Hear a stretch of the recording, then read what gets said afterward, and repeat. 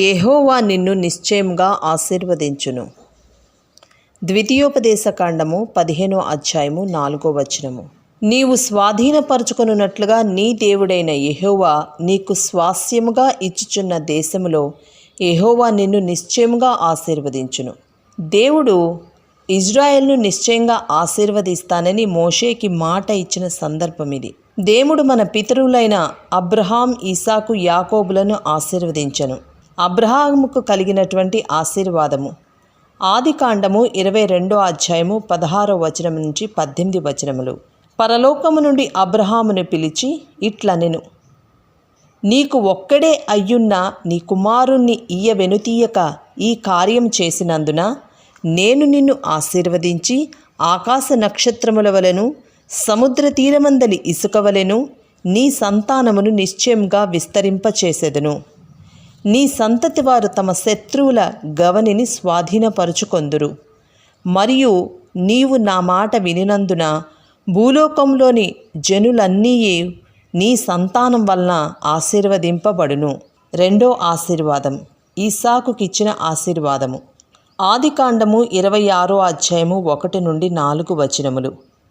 అబ్రహాము దినములలో వచ్చిన మొదటి కరువు గాక మరి ఒక కరువు ఆ దేశంలో వచ్చెను. అప్పుడు ఈసాకు గెరారులోనున్న ఫిలిస్తీన్ల రాజైన అబీమెలెకు వద్దకు వెళ్ళెను.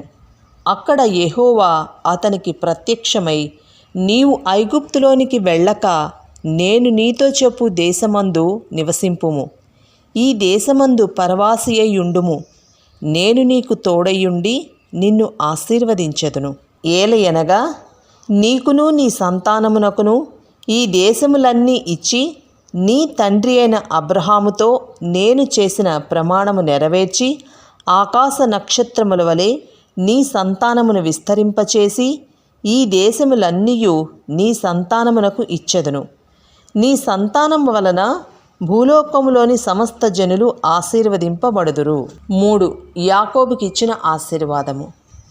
ఆదికాండము 32వ అధ్యాయము 25 నుండి 29 వచనములు. తాను అతన్ని గెలవకుండుట చూచి తొడగూటి మీద అతనిని కొట్టెను. అప్పుడు అతడు ఆయనతో పెనుగులాడుట వలన యాకోబు తొడగూడు వసిలెను. ఆయన తెల్లవారుచున్నది కనుక నన్ను పోనీయమనగా అతడు, నీవు నన్ను ఆశీర్వదిస్తేనే గాని నిన్ను పోనీయవనెను. ఆయన నీ పేరేమని అడుగగా అతడు యాకోబు అని చెప్పెను.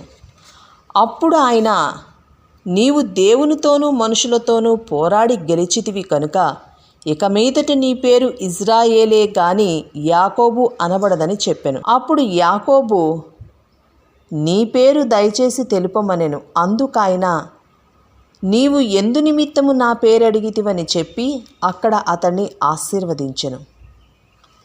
ప్రియ సహోదరి సహోదరుడా, దేవుని మాటకి లోబడి ఆయన ఆజ్ఞలు కట్టడలు అనుసరించి దేవుని చిత్తాన్ని ఎరిగి ఆయన నీతిని రాజ్యాన్ని ఈ లోకంలో వెతకగలిగిన వారికి ఆ ప్రభు ఆశీర్వాదాలు సమృద్ధిగా కురిపిస్తాడు.